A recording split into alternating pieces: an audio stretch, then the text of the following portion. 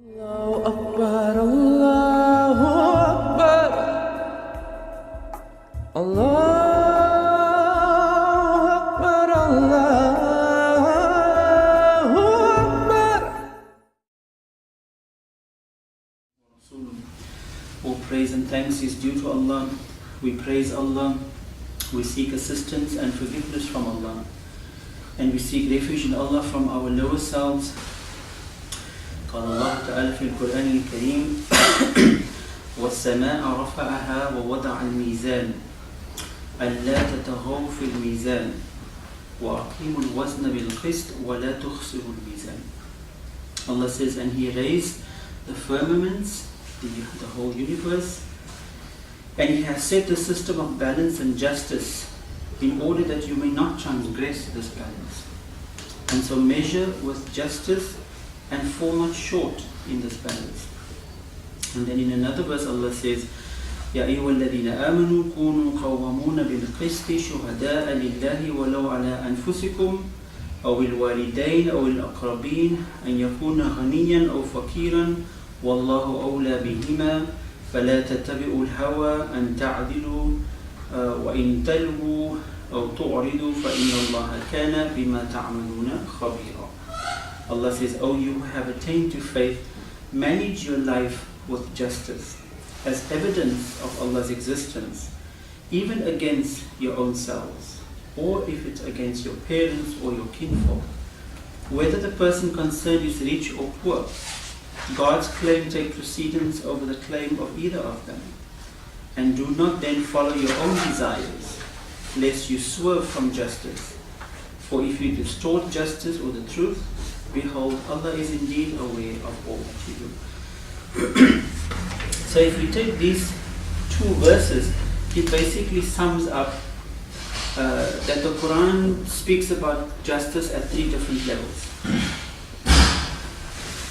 One is universal justice, that everything that Allah has created, it is created on this system of justice, right? If you look at the sun and the moon and the stars and all of these things, how they work together, how the different seasons happen and all of that, it's all based on a system of justice.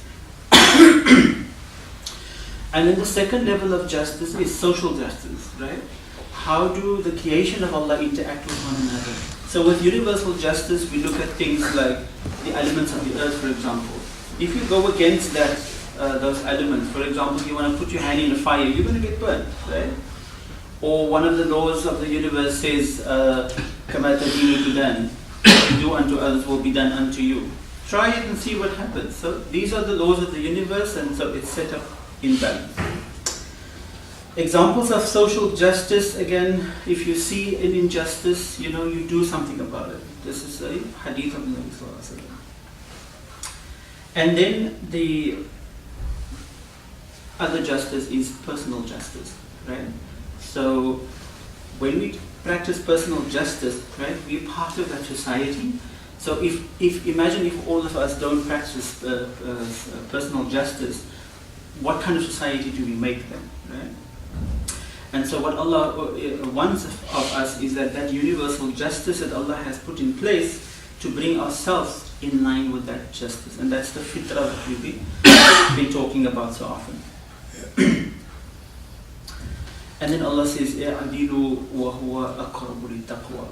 So be just, that is closest to Allah consciousness. So Allah consciousness doesn't lie within our prayers and within our fasting. These are only tools that Allah has given us to get to a level of where you can bring your whole existence in balance and in justice. Then you are Allah conscious. So these tools that Allah has designed for us only helps us to live with justice. So this quality of justice is not something that we are consciously born with, right? We learn what is unjust in the world and how does one become just and what is the value and importance of justice, right? And so one of the tools that Allah has given us is fasting. And I'm talking specifically about fasting because in the next few days we'll be starting our fasting. And one of the results of that gift is developing the quality of sabr. And sabr is an important aspect of justice. Right? Sometimes justice cannot be done, or one is frustrated because there is no justice. How do we practice this concept of sabr in times of injustice? So this sabr in turn helps us to accept this this universal order that Allah has designed, right?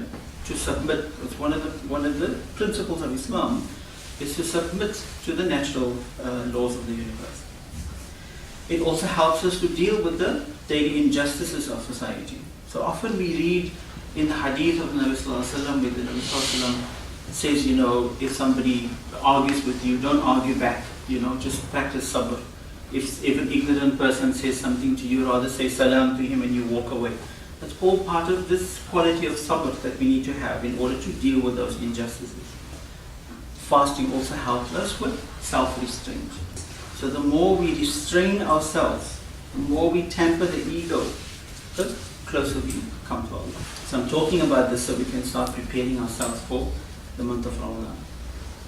Then Allah says, فَاصْبِرْ إِنَّ وَعْدَ اللَّهِ حَقٌّ وَلَا تَسْتَخِفَنَّكَ الَّذِينَ لَا يُوقِنُونَ. And patiently persevere, for the promise of Allah is true. And do not let those who themselves lack faith and conviction shake your resolve when they themselves have no security and firmness. And so often, one of the examples of this verse is, often we set ourselves on a path we're going to achieve something, or there's a goal that we want to reach or whatever. And things happen because Allah always tests us along the way. And on that journey, we have to have patience. And sometimes you meet people on that journey who's negative. They see you moving forward, right? And they want to bring you down.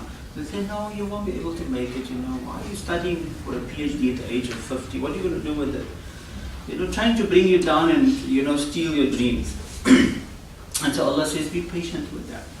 Just don't let them shake your resolve, because they themselves don't have any resolve. And it's always those people, they don't do anything about their life, but they want to interfere with yours.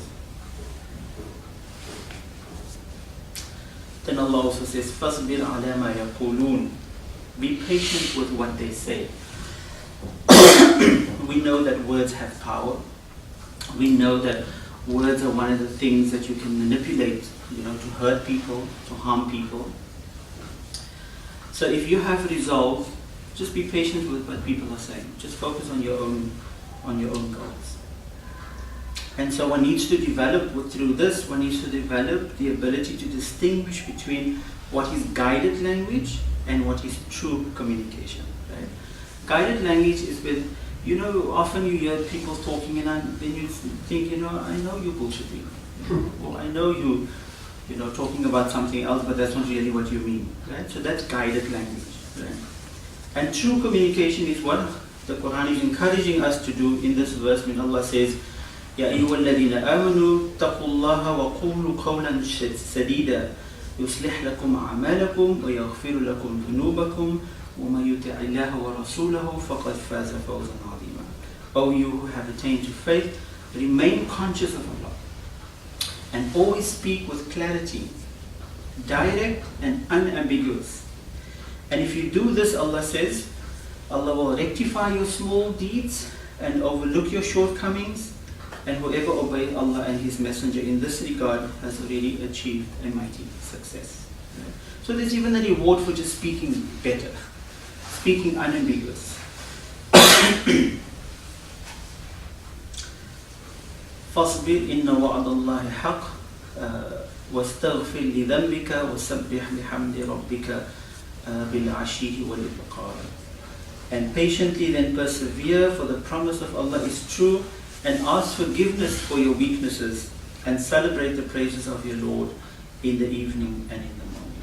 Right? So sometimes you have the sabr, but you still have weaknesses.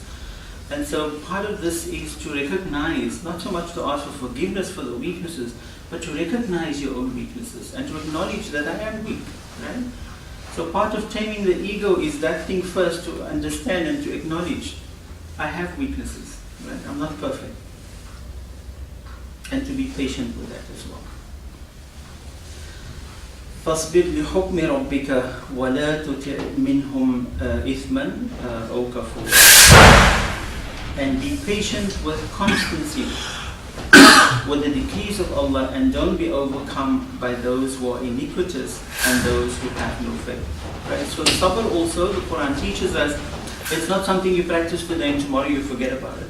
Sabr has to be something that's constant. It's a value that's part of you. So we ask Allah to grant us this quality of sabr in Ramadan. We ask Allah also to help us to prepare us, our mind and our condition our mind to get prepared for Ramadan.